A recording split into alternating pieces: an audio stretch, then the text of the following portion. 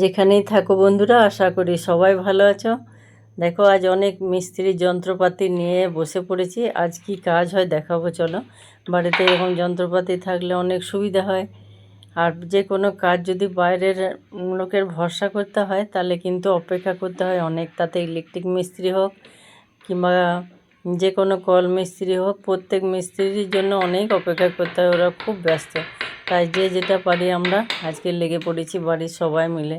দেখো, এই জানলাগুলো আছে কবে থেকে পর্দা দেবো বলছি, তো হচ্ছেই না। তাই আজকে ঘরের যে আছে ড্রিল মেশিন, একটু পেরেক আর ওই রডগুলো কিনে নিয়ে এসেছি মাপ করে। দেখো কত সুন্দর বাড়িতেই সেট হয়ে গেল এগুলো। একটু সময় লাগলো ঠিকই, কিন্তু বাইরের মানুষের ভরসা না করে বাড়িতেই হয়ে গেল। এরপরে যে করব বাকি কাজগুলো সেগুলো দেখতে থাকবে আজকে। খুব সহজ, অথচ কত সুন্দরভাবে কাজগুলো হয়ে যাবে।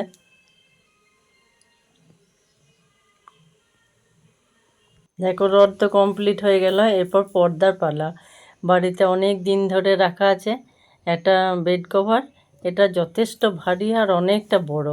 এরপর 12 মাসের বিছানাতে পাতলে বেশ, যদি একটু হালকা পাতলা চাদর হয় তাহলে কাচা ধোয়া পাড়া সবগুলোই সুবিধা হয়। ভারী করলে খুব অসুবিধা হয়।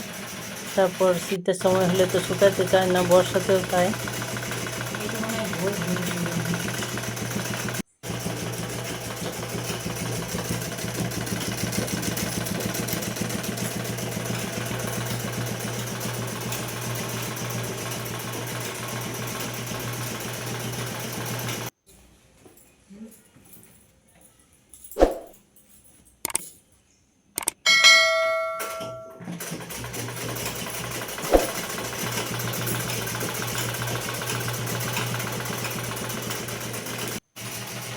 দেখো, কথা বলতে বলতে একটা একদম কমপ্লিট হয়ে গেল।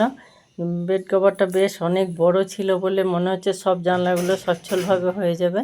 আর তো মোটটা বেশ, বাইরে রোদের তাপ আলো কোনোটাই আসবে না। দেখতেও বেশ ভালো লাগছে, আমার তো খুব ভালো লাগছে। তোমাদের কেমন লাগলো নিজের হাতে তৈরি জিনিস অবশ্যই জানাবে। আর দেখো, নিচে যে মেঝের যে পার্টটা আছে তার সঙ্গেও মনে হচ্ছে একদম ম্যাচিং হয়ে গেল। দেখতে বেশ সুন্দর লাগছে কিন্তু খাটানোর পর।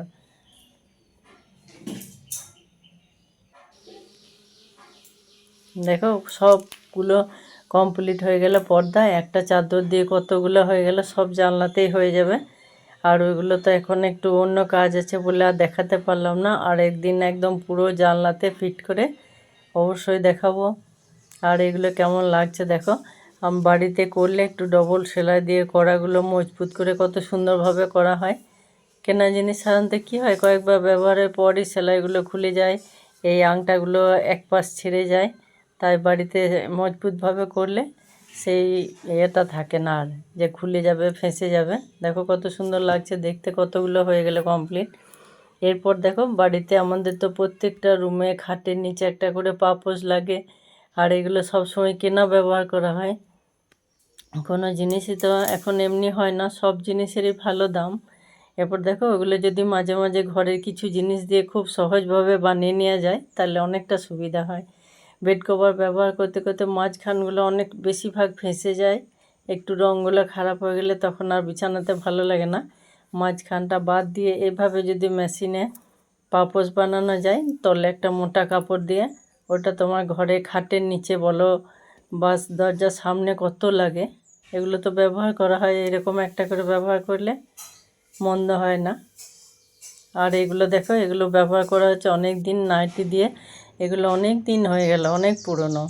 তারপর যে পুরনো উল থাকে বাড়িতে, সেই উলগুলো দিয়ে যদি কুরুশ কিংবা কাঁটা দিয়ে দু রকম উল দিয়ে বানানো যায়, এগুলো অনেক দিন হয়ে গেল, কত সুন্দর হয়। খুব সহজভাবে যখন একটু সময় থাকে তখন এইগুলো করলে বাড়ির অনেক কাজে লাগে। আর যখন বৃষ্টি হয়, বৃষ্টির সময় সামনে একটা বস্তার মতো এরকম দিয়ে দিলে ওইগুলো খুব ভালো থাকে, ওইগুলো নষ্ট হয় না, এমনি সময় দরকার পড়ে না। আজ এই পর্যন্ত।